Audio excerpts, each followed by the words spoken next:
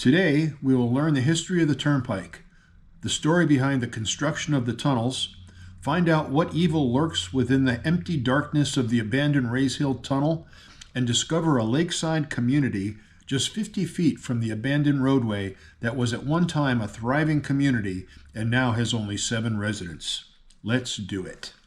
The construction of the Pennsylvania Turnpike commenced on October 27, 1938, and opened on October 1, 1940, as America's first superhighway. The Turnpike originally began as a railway route. The construction began in the 1880s by the South Pennsylvania Railroad, but was never completed, even though a combined total of 4.5 miles of tunnels had been dug through 7 mountains. The project was aborted because of cost overruns and disagreements among the investors. It was known as Vanderbilt's Folly. Legal issues continued until 1893, when the entire project was abandoned. In 1937, the newly established Pennsylvania Turnpike Commission bought the rights of the Southern Railroad, and the new highway system was constructed along the original path of the abandoned railroad project of the 1880s. 6 of the 7 tunnels from the railroad attempt were utilized for the Pennsylvania Turnpike. There were 7 original tunnels. Tremendous traffic jams occurred as the Turnpike gained popularity. In the early 60s, plans were made to expand the Blue Mountain, Kittatinny, Tuscarora, and Allegheny Mountain tunnels with new parallel and to bypass the Sidling Hill, Rays Hill, and Laurel Hill tunnels. Laurel Hill was bypassed in 1964. In 1968, the project of bypassing Rays Hill Tunnel and Sidling Hill tunnels was completed, and Rays Hill Tunnel and Sidling Hill tunnels were then abandoned. The 8.5-mile strip is currently not officially open, but the public can go there at their own risk. An estimated 20,000 people explore the tunnels each year. It was a rainy Saturday, and it was cold, damp, and windy. So I'm on the abandoned Pennsylvania Turnpike, just east of Breezewood, Pennsylvania. And it was abandoned in 1968 after they built some roads around 2 tunnels. The Rays Hill Tunnel, which we're about to go through, and then Sidling Hill Tunnel, which is about 1.5 miles, 2 miles down the road. And it's actually sort of semi-maintained by a bike conservatory. Anyway, this is kind of where we're at, and this is why we made the trip, because I thought it would be pretty cool to film the abandoned Turnpike, because it's a little spooky on the inside. There's no lights. I have a helmet with 4 flashlights on it, and so anyway, we're right here at a overpass.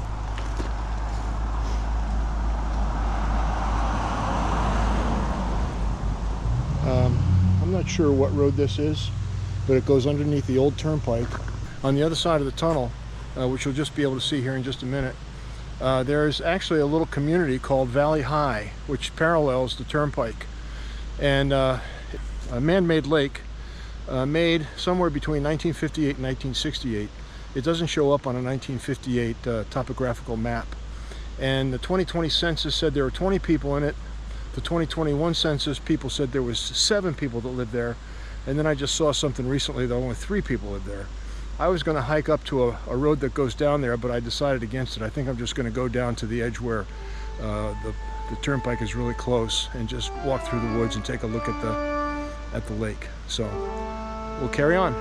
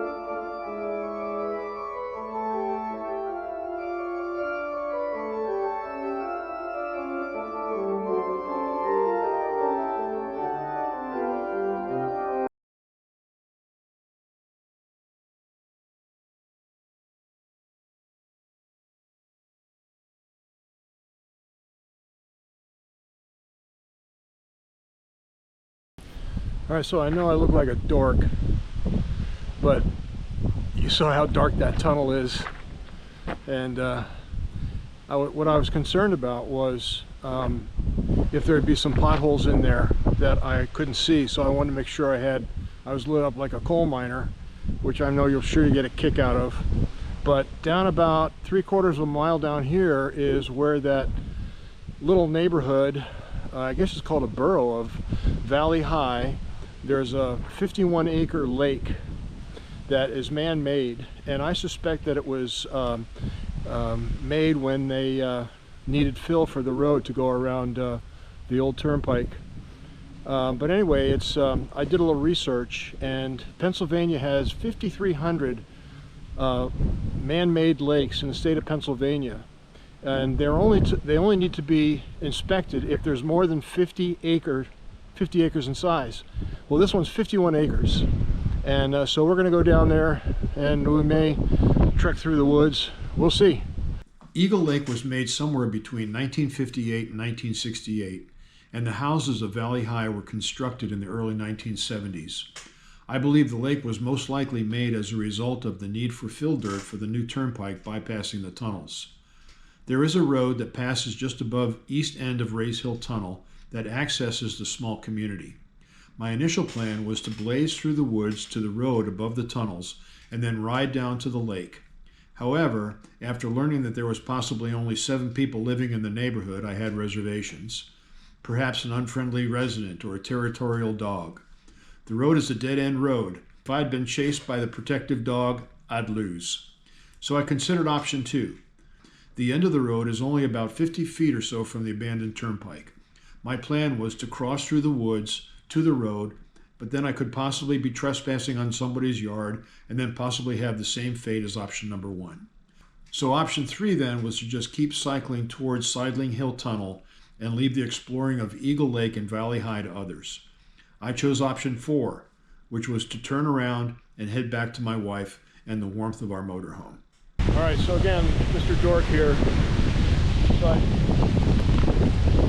I mentioned that there was about 100-foot elevation between here and that road that you can barely make out down there, and that means I'm going to have to drop 100 feet here and then pedal back up.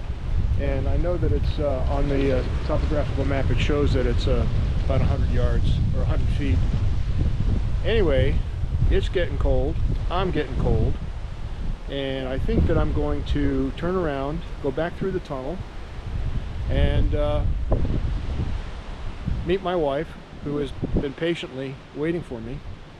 She was going to meet me at the other end, and she wasn't sure how to get there, so we drove down there, and we went through an area that had an 8% grade, and it was very narrow, and she said, I don't think I want to do that. So anyway, I'm heading back. Talk to you in a bit.